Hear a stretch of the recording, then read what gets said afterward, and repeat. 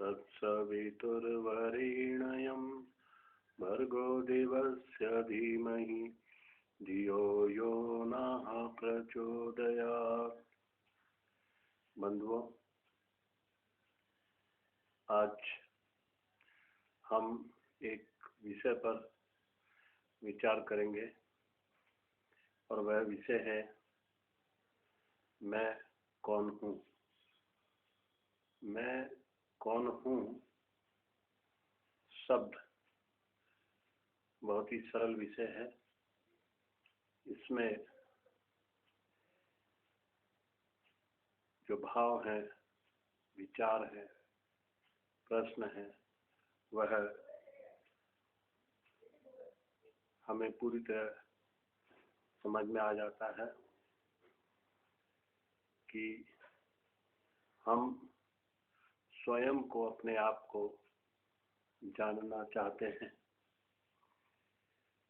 सबसे पहले मैं कौन हूँ पर विचार करते हुए हमें यह देखना है कि क्या हम अपने अस्तित्व को मानते हैं या नहीं, हमारा अस्तित्व है या नहीं, यह काल्पनिक है या वास्तविक, यह सत्य है अथवा असत्य, यह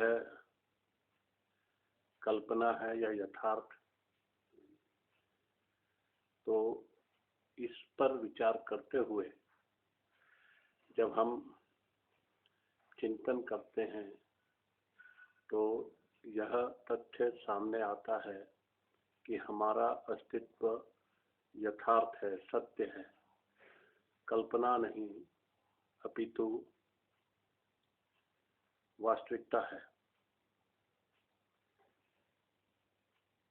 क्योंकि मैं बोल रहा हूँ, मैं दूसरों की बातें सुनता हूँ, मैं विचार करता हूँ, मैं भोजन करता हूँ, स्नान करता हूँ, लिखता हूँ, पढ़ता हूँ, लोगों से वार्तालाप करता हूँ, तो ये सब क्रियाएं हो रही हैं। यह इस बात का प्रमाण है कि कोई कर्म कर रहा है। तो जब भी कोई क्रिया होती है, लक्षण होते हैं, तो उसका एक सत्ता जिसके द्वारा वह सब गतिविधियां, कार्य हो रहे हैं, उसका अस्तित्व सिद्ध होता है। अब हमारा अस्तित्व है, यह बात हमने मान ली। तो इसके आगे चलते हैं कि मैं कौन हूँ। वह जो अस्तित्व है, वह सत्ता जो हमारी है, वह क्या है, कैसी है, उसका स्वरूप कैसा है, यह जानना शेष रह जाता है।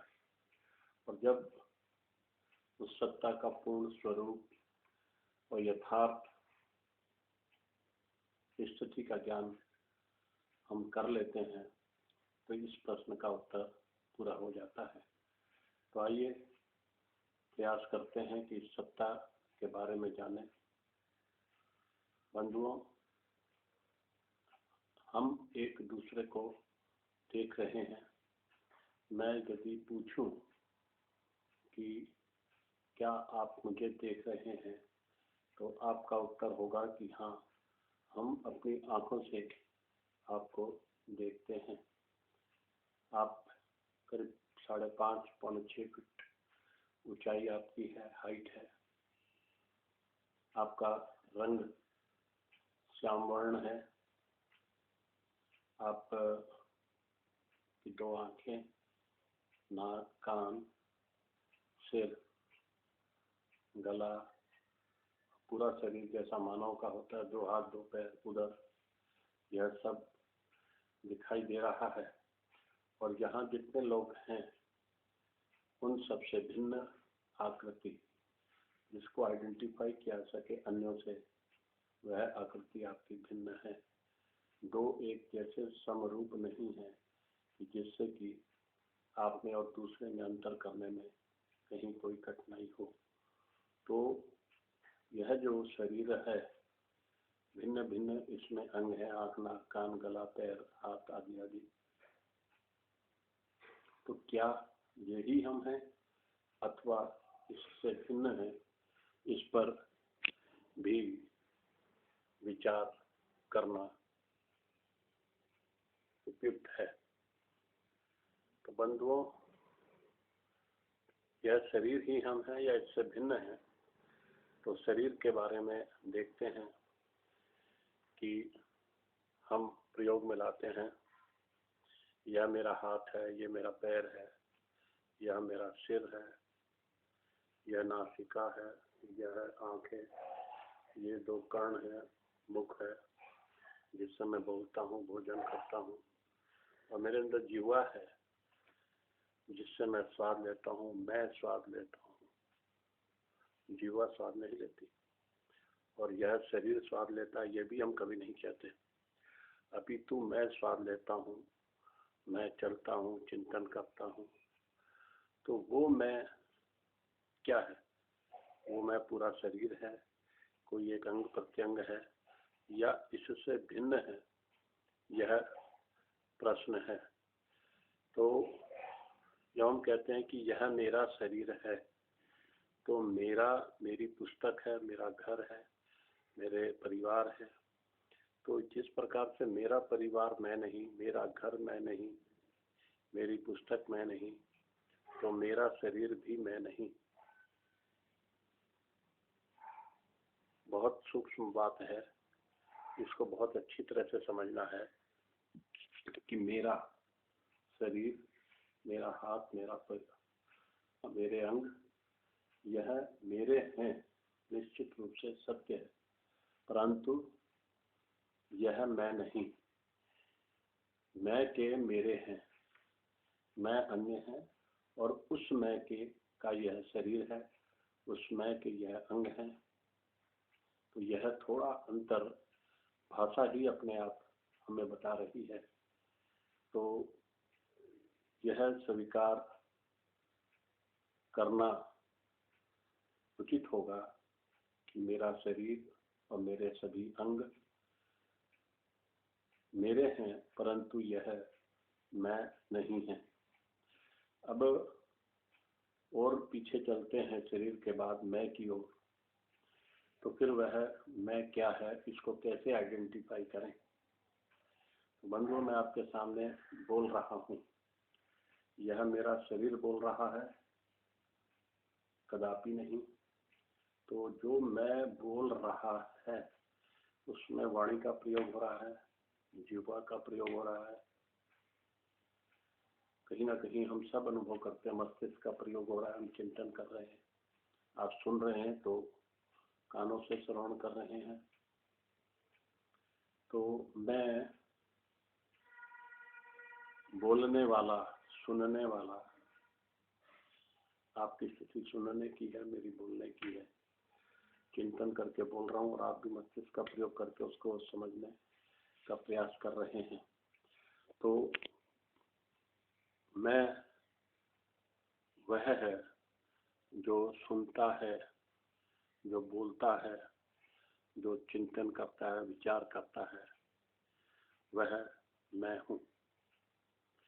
अब उस मैं को जानने के लिए, समझने के लिए और प्रयास करते हैं। बंधुओं, संसार में दो प्रकार के तत्व देखे जाते हैं, एक निर्जीव और एक सजीव, एक चेतन और एक अचेतन। निर्जीव और अचेतन एक ही हैं और सजीव, चेतन एक है। तो चेतन तत्व का गुण क्या है और अचेतन का क्या है, जड़ का क्या है? जड़ में ज्ञान नहीं होता और वह स्वयं कोई क्रिया नहीं करता।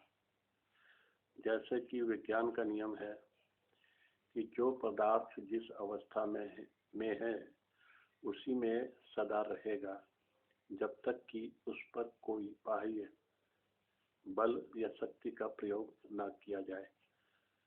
उदाहरण, एक पुस्तक टेबल पर रखी है वह हमेशा हमेशा पुस्तक टेबल पर रखी रहेगी जब तक कि कोई बाह्य शक्ति अर्थात मनुष्य, पशु पक्षी या वायु का बल उस पर ना लगे और वो गिर ना जाए, तो वो वहीं रहेगी। अलमारी में रखा सामान भी अलमारी में पड़ा रहता है। तो इस प्रकार से हम एक निष्कर्ष पर पहुंचते हैं कि जो बल है वह गुण किसी चेतन सत्ता का है। जड़ पदार्थों में अपना निजी बल नहीं है, और यदि वह बल का कोई कार्य करते हैं तो वह उनमें आता है चेतन शक्ति के विचार, चिंतन और ज्ञान का प्रयोग करके उसको वह रूप दिया जाता है कि वह कुछ बल अपने अंदर धारण करता है और बल के कार्य होता है। जैसे एक साइकिल चल रही है, हमने उसको गति दी पैरों से, पहिए उसमें लगे हुए हैं और वह चल रहे हैं। चढ़ाई पर चढ़ते हैं तो बल लगाना पड़ता है और जैसे उस बल का प्रभाव खत्म होता है रुक जाती है। लेकिन जब वही साइकिल ढाल पर चल रही है तो वो चलती जाती है, बल का प्रयोग नहीं करता। उसको बल कहाँ से मिलता है? जो हमारे शरीर का भार है और जो उसकी डाउनवर्ड पोजीशन है। पहिए घूम रहे हैं तो जो गुरुत्वाकर्षण और जो इस प्रकार के बल हैं, आप कहेंगे कि ये बल तो जड़ पदार्थों के हैं, लेकिन जड़ पदार्थों को यह बल ईश्वरीय सत्ता, चेतन सत्ता से प्राप्त होता है। इसको बाद में विचार कर सकते हैं। तो बंधुओं, हमारा कहने का तात्पर्य यही है कि जो चेतन तत्व है उसके अंदर ज्ञान है और बल है, और बल से क्रिया होती है, और जब क्रिया होती है तो उसको देखकर एक चेतन सत्ता का अगर बुद्धिपूर्वक क्रिया है तो एक चेतन सत्ता का ज्ञान होता है। वह चेतन सत्ता को जानने के लिए हम चलते हैं, एक बच्चे के जन्म के बारे में विचार करते हैं। बच्चे का जन्म होता है, हमारा भी हुआ, आपका भी हुआ, तो हम अपने माता पिता की संतान हैं। और जब हुए तो बहुत छोटे से थे, हमारी लंबाई 1.5-2 फीट रही होगी, 1 फीट से 2 फीट के बीच में। हमारा परिमाण 2 किलो से 5 किलो के बीच में रहा होगा, 3 किलो रहा होगा। और हमारी इंद्रियां इस योग्य नहीं थी कि वो वैसा कार्य कर लें जैसा आज करती हैं।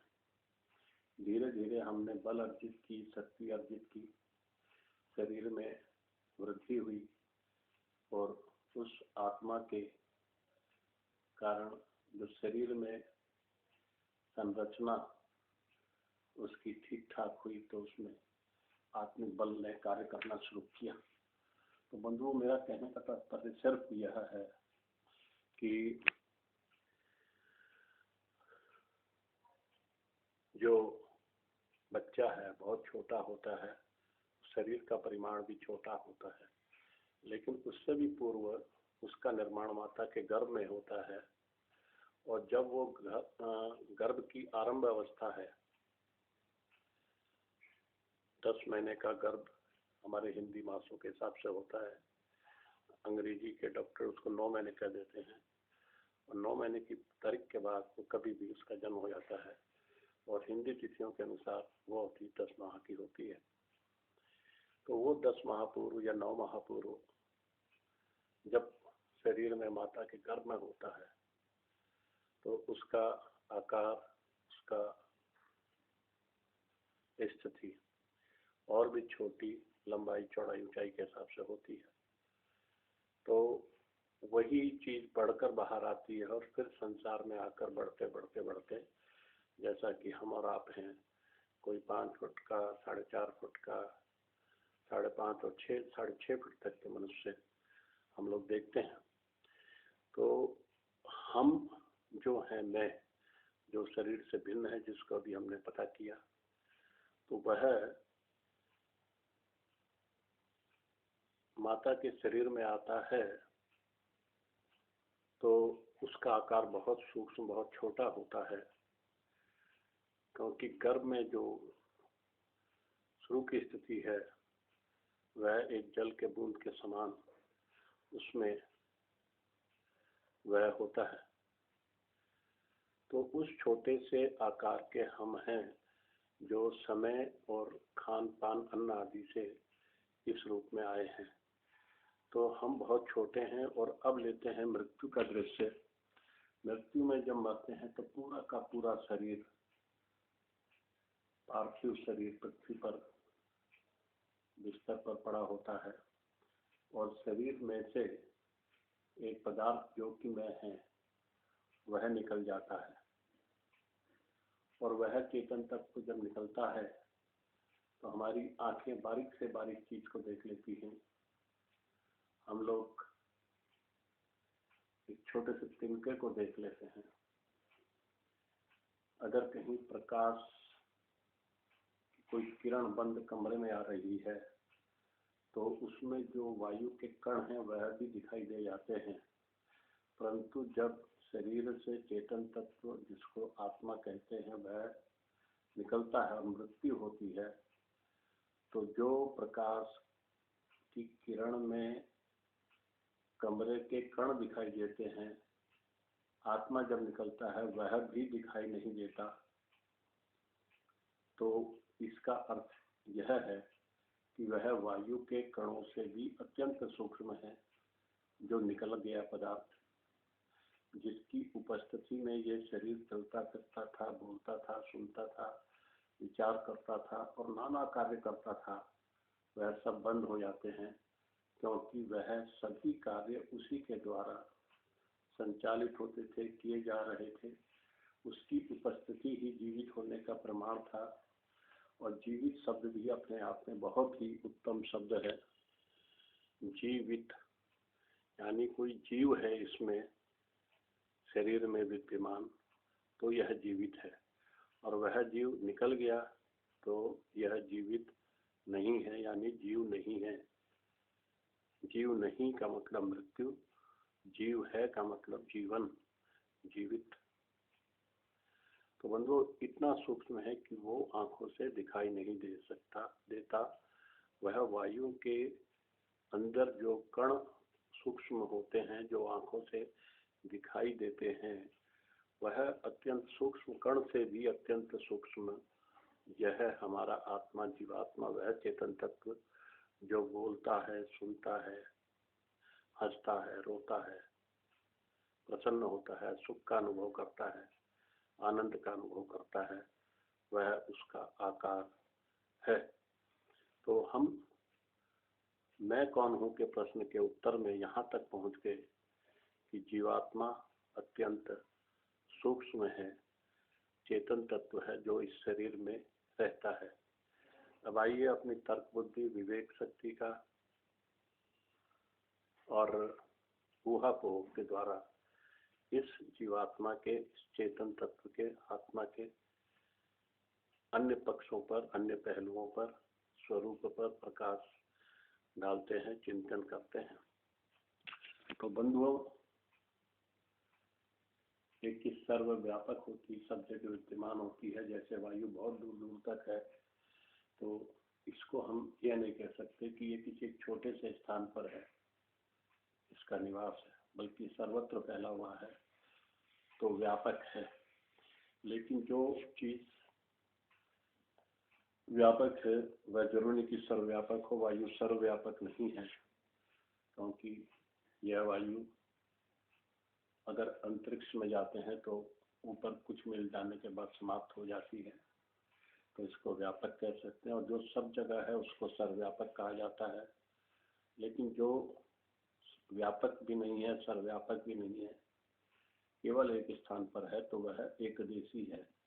तो ये आत्मा हमारी एकदेशी है और सूक्ष्म है। यह भी हमने सिद्ध किया, इसका स्वरूप सूक्ष्म है। इसका आकार सूक्ष्म होने के कारण निश्चित नहीं है, तो इसका आकार अनिश्चित है, अदृश्य है, देखने में चेतन तत्व है आदि सिद्ध होता है। तो हम सब जो यहाँ विद्यमान हैं वह सब आत्मा है, जो कि बहुत सूक्ष्म है, एकदेशी है, व्यापक नहीं है, सर्वव्यापक भी नहीं है। जो जन्म के साथ या जन्म से पूर्व गर्भ में आते हैं 9 और 10 महीने के बीच, जिसकी अवधि है, यहाँ आकर जन्म लेकर हमारा पालन पोषण होता है। धीरे हम सोचना समझना शुरू करते हैं, पढ़ते हैं, अनेक ग्रंथों का अध्ययन करते हैं, कार्य करते हैं, कर्म करते हैं, धन उपार्जन करते हैं, व्यवसाय करते हैं और अपने जो संबंध हैं मनुष्यों के प्रति, परिवार के प्रति, समाज के प्रति, प्राणियों के प्रति, उनका निर्वाह करते हैं। और फिर एक दिन हमारी मृत्यु हो जाती है। तो जब हमारी मृत्यु होती है तो हम शरीर से चले जाते हैं। तो यह जो हमने जन्म से लेकर मृत्यु तक कर्म किए और हमारा मनुष्य जन्म हुआ, तो इसका भी कोई कारण होगा। आत्मा कहाँ से आता है, कहाँ जाता है, क्या यह जन्म के साथ बनता, मृत्यु के साथ समाप्त होता है? ये बड़ा शाश्वत प्रश्न है। और कठोपनिषद में नचिकेता ने यम से, एक राजा थे यम, मृत्यु को भी संस्कृत में यम कहते हैं और इसीलिए कई बार यमराज शब्द से उसको वहाँ संबोधित कर दिया जाता है। तो हमारी आत्मा का अस्तित्व शाश्वत है, सनातन है, नित्य है। वह बार बार जन्म लेता है, मृत्यु को प्राप्त होता है, गीता में भी लिखा गया और यह सिद्ध भी होता है, क्योंकि एक ही माता पिता के संतान, एक ही प्रकार से जन्म हुए लोगों के गुण कर्म स्वभाव में भिन्नता होती है। उनके भोग अलग अलग होते हैं। एक गरीब के यहाँ पैदा होता है, एक अमीर के यहाँ, एक पहाड़ पर तो एक प्लेन में, एक समुद्र के किनारे तो एक नदी के किनारे और एक रेगिस्तान में। तो यह हमारे भोग है, कर्म फल सिद्धांत, इन सब चीज़ों का विचार करके बनाया गया। हमने जैसे कर्म किए थे पूर्व जन्म में, हमारी मृत्यु हुई, वैसे ही कर्मों के अनुसार जो प्रारब्ध है, संचित कर्म है, उसके अनुसार ईश्वर के द्वारा एक सत्ता और है जो इस संसार की ब्रह्मांड की व्यवस्था करती है, जो इसको ब्रह्मांड को बनाती है। 1,96,53,113 वर्ष पूर्व यह संसार बना। उस सत्ता ने वेदों का ज्ञान दिया। वेदों के ज्ञान के आधार पर मनुष्य ने अपना जीवन चलाया, धर्म कर्म किए, ईश्वर को जाना समझा, आत्मा को जाना समझा। और जो अभी हमने विचार करके आत्मा के स्वरूप का चित्रण और निरूपण किया, वह स्वरूप हमें वेदों में, उपनिषदों में, मनुस्मृति में, दर्शनों में प्राप्त होता है। वही स्वरूप गीता में भी कहा गया कि यह आत्मा जन्मा है, अविनाशी है, इसकी कभी मृत्यु नहीं होती। नैनम चिंदन्ति शस्त्राणि, नैनम दहति पावका, न चैनम क्लेदयन्तापो, न शोष्यति मरुता। तो इस तरह का गीता में भी बताया गया। वेदों के में जो जीव का स्वरूप है उसका सार इसमें निहित है। जो विज्ञान से, तर्क से, प्रमाणों से सिद्ध होता है, तो वह जीवात्मा का स्वरूप है। कैसा है? एक देशी, व्यापक नहीं है, एक देशी है, शरीर में किसी एक स्थान पर रहता है और सारे शरीर के जो उपकरण है, आँख, नाक, कान, गला, इन सब को मन की सहायता से चलाता है, बुद्धि से चिंतन और सत्यासत्य का निर्णय करता है। तो यह मनुष्य है, मैं, चेतन तत्व, जो अजन्मा है, अविनाशी है, नाशवान नहीं है, जन्म के समय पैदा नहीं हुआ, मृत्यु के समय मरेगा नहीं, जो नित्य है, हमेशा हमेशा से है। और जीवन क्या है, इस पर भी विचार करते हैं। जीवन एक बंधन है कर्म फलों का, और जब हम कर्मों के फलों का भोग पूरा कर लेंगे और नए कर्म हमारे बंधन में डालने वाले नहीं होंगे, तो हमारी मुक्ति हो जाएगी, जन्म मरण से छुट्टी हो जाएगी। अस्तित्व तो कभी किसी का समाप्त नहीं होता। आत्मा का पृथक अस्तित्व मरने के बाद भी बना रहता है, और इसका उत्तर तो स्वयं परमात्मा दे सकते हैं कि फिर क्या होता है। तो वेदों में इसका उत्तर दिया गया है कि जब हमारे कर्मों का फल क्षीण हो जाता है, समाप्त हो जाता है, तो मुक्ति होती है। मुक्ति में आत्मा बिना जन्म लिए, मनुष्य जन्म लिए या किसी अन्य योनि में गए,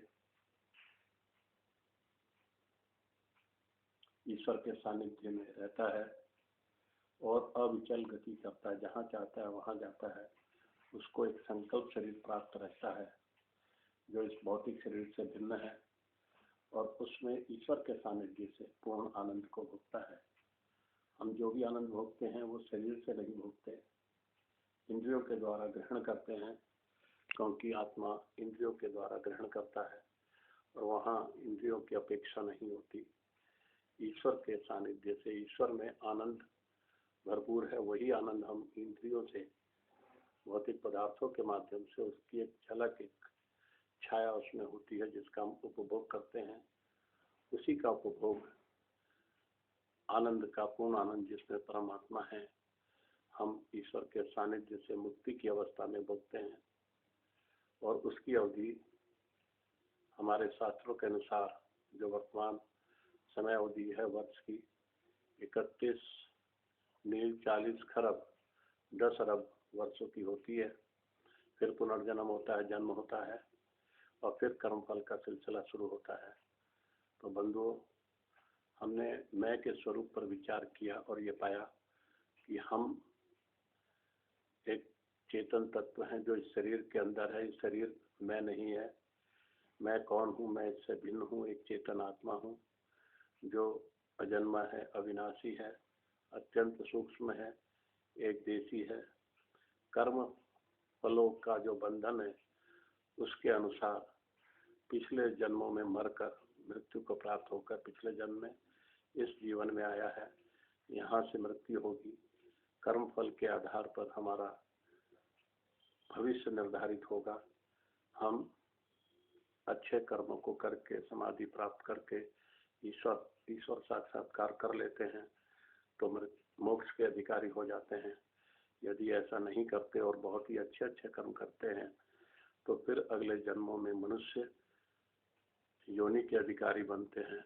और जैसे हमारे कर्म होंगे, मनुष्य योनि 50% एंड अबव को पास कर दिया जाता है मनुष्य योनि के लिए। तो जैसे जैसे हमारे कर्म होंगे, जितने उच्च होंगे, उतनी अच्छी जीवन की अवस्था, अच्छे माता पिता हमें प्राप्त होते हैं। और 50% और बिलो वालों को पशु, पक्षी, कीट, पतंग, स्थावर योनियां प्राप्त होती हैं। यह कर्मफल सिद्धांत है। तो यह मैं हूँ। हमारी यात्रा चल रही है जो मुक्ति पर समाप्त होनी है।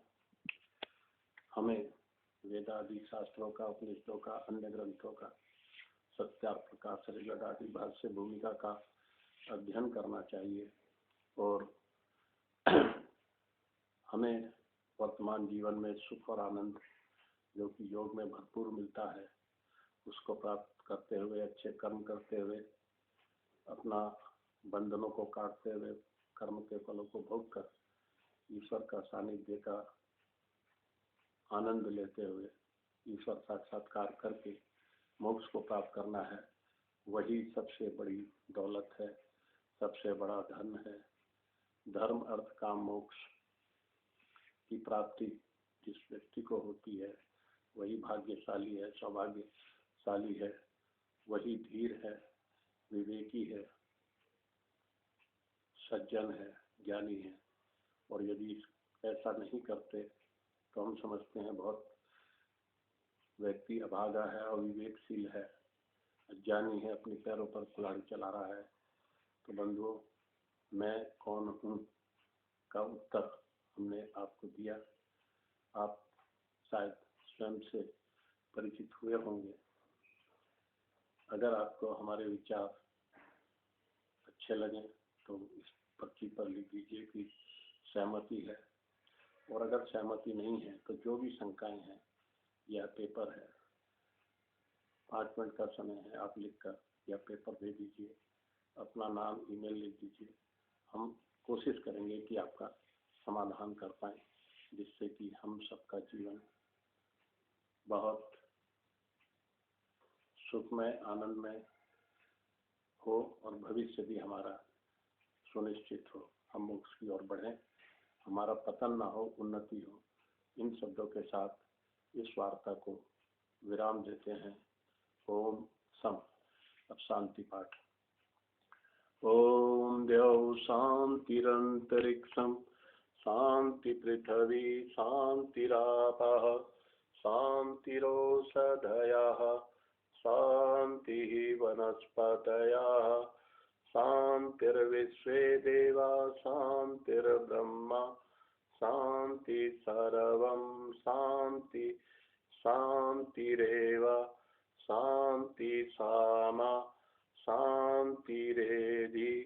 ओम शांति शांति शांति। ओम। बंधुओं, आज 29 अक्टूबर 2013 का दिन है। इस समय प्रातः के 8:15 हुए हैं। स्थान देहरादून चुक्खूवाला में अपने निवास पर आज इन विचारों को रिकॉर्ड किया, संचित किया। ओम।